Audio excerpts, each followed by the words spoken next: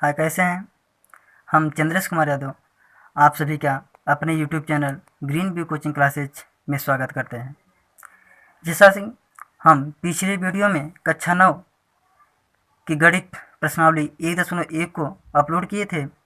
आज हम लोग कक्षा 9 गणित प्रश्नावली 1.2 अपलोड करने जा रहे हैं। यदि यह वीडियो हमारा आप सभी को अच्छा लगे तो सब्सक्राइब कीजिएगा, लाइक कीजिएगा, शेयर कीजिएगा और बेल आइकन दबाना न भूलिएगा ताकि मेरे हर एक वीडियो का नोटिफिकेशन आपको मिलता रहे।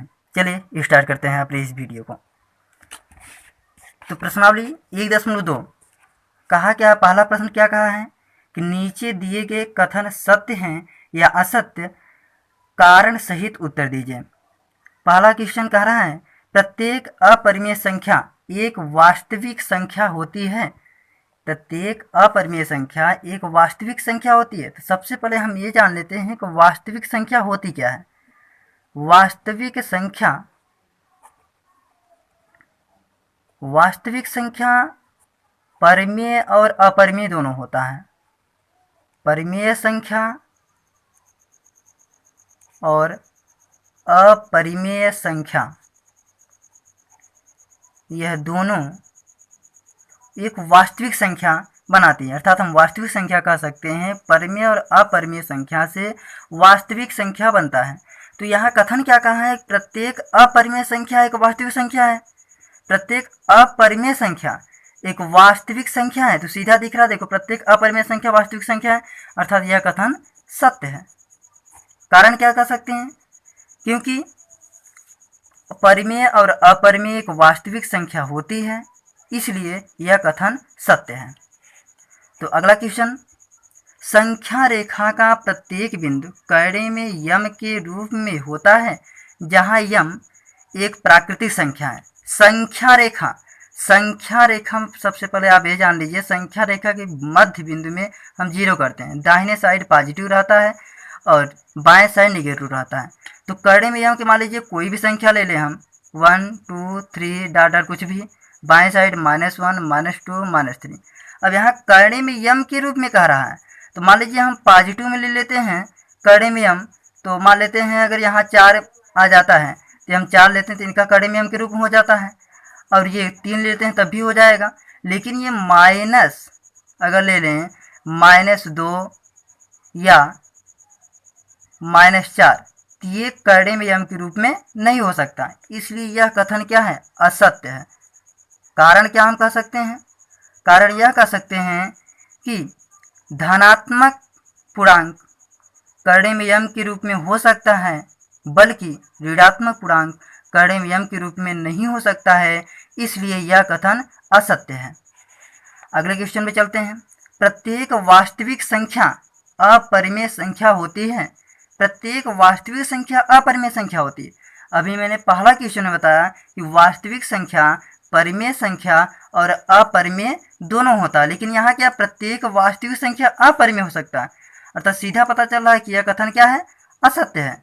क्यों असत्य है, क्योंकि वास्तविक संख्या परिमेय और अपरिमेय दोनों होता है, इसलिए यह कथन असत्य है। चलिए क्वेश्चन नंबर 2 पे चलते हैं। क्वेश्चन नंबर 2 क्या कह रहा है, क्या सभी धनात्मक पूर्णांकों के वर्गमूल अपरिमेय होते हैं? यदि नहीं हो तो एक ऐसी संख्या का उदाहरण दीजिए जो एक परिमेय संख्या है।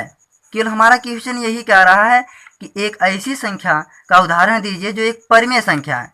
तो सबसे पहले हम ये जान लेते हैं, क्या सभी धनात्मक पूर्णांकों के वर्गमूल अपरिमेय होते हैं? नहीं होते, क्योंकि सभी, मान लेते हैं हमारी कर्णे में 3, इनका पूर्ण वर्गमूल निकल पाएगा? नहीं हो पाएगा।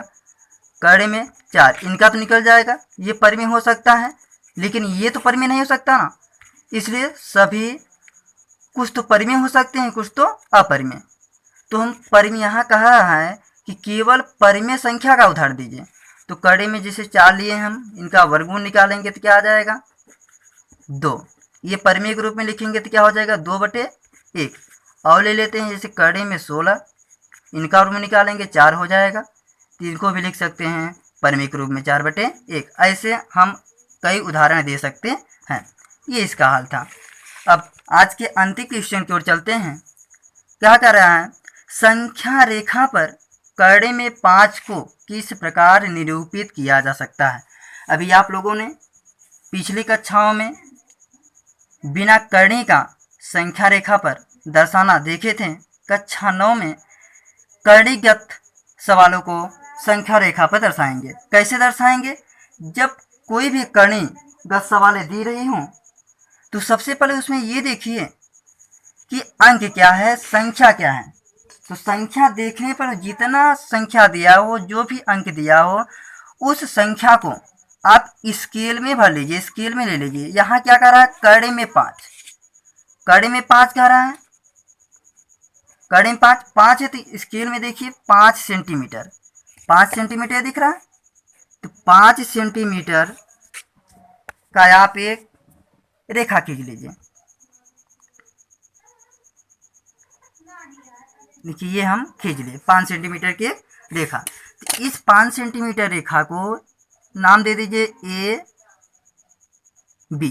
अब क्या करेंगे, बिंदु बी बिंदु से 1 सेंटीमीटर स्केल से 1 सेंटीमीटर नापकर और रेखा बढ़ाएंगे 1 सेंटीमीटर। देखिए ये हमारा 1 सेंटीमीटर बढ़ गया। इसको भी कुछ बिंदु दे दीजिए, मान लीजिए इस बिंदु को हम देते हैं सी। अब यहाँ ए बिंदु और सी बिंदु का अर्धक कीजिए। अर्धक करने से, अर्धक किया जाता है, दोनों बिंदु को केंद्र मानकर आधे से अधिक दूरी लेते हैं। तो सर हमें ए सी का अर्धक करना है तो पहले ए को केंद्र मानेंगे, ए को केंद्र मानकर आधे से अधिक दूरी लेंगे, एक ऊपर चाप काट देंगे, एक नीचे चाप काट देंगे। उतनी ही दूरी, जो दूरी ए बिंदु से लिए हैं वही दूरी सी बिंदु पे लीजिए। सी बिंदु पे ऊपर एक चाप काटिए, एक नीचे चाप काटिए। अब ये जहाँ कट रहे हैं इनको स्केल से आप मिला दीजिए। ये आपका मिल गया। ये जिस रेखा को काट रहा है, ये मान लीजिए ओ बिंदु पर काट रहा है, तो ये इसका अर्धक हुआ।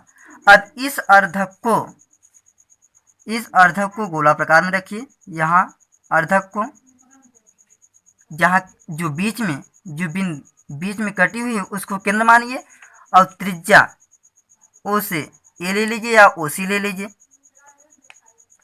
ये देखिए हम लोग ले लिए।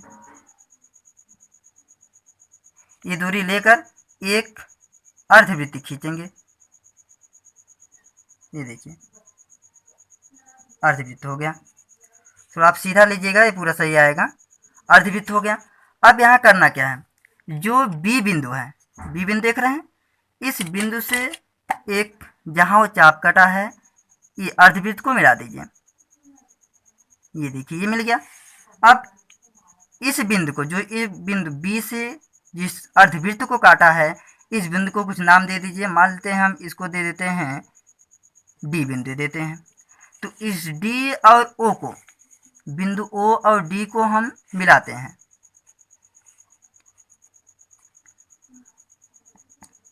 ये देखिए ये मिल गया।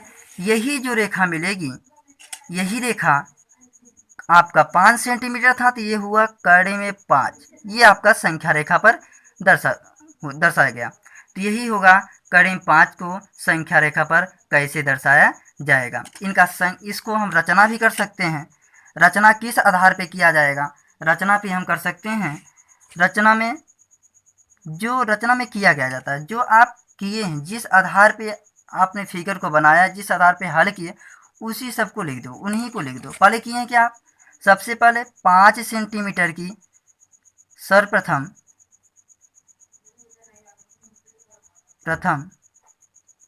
5 सेंटीमीटर की रेखा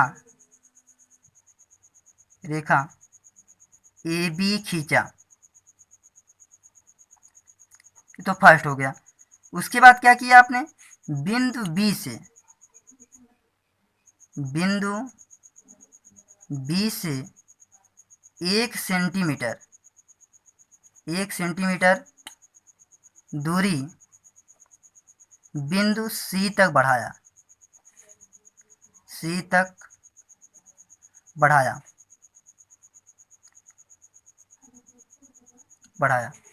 अब तीसरे चरण में बिंदु ए और सी का अर्धक किया।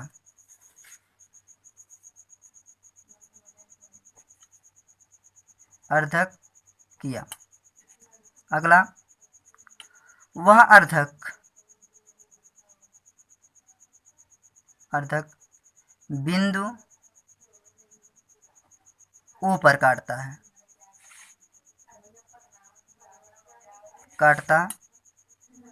है। अगला चरण, अब बिंदु ओ को केंद्र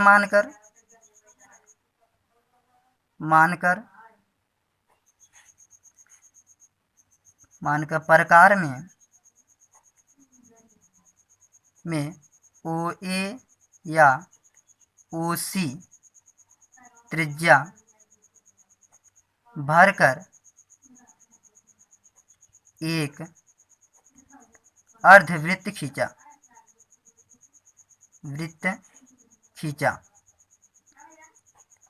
उसके बाद अगला चरण,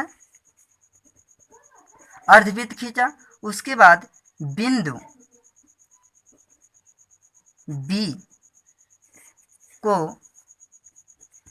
बिंदु डी तक मिलाया। अगला चरण, बिंदु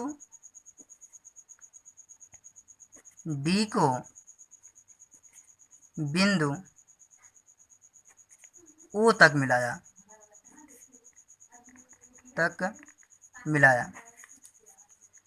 यही ओ डी रेखा कड़ी में 5 होगी। इस प्रकार से यह कक्षा 9 का अध्याय 1.2 का पूरा हल था। धन्यवाद दोस्तों।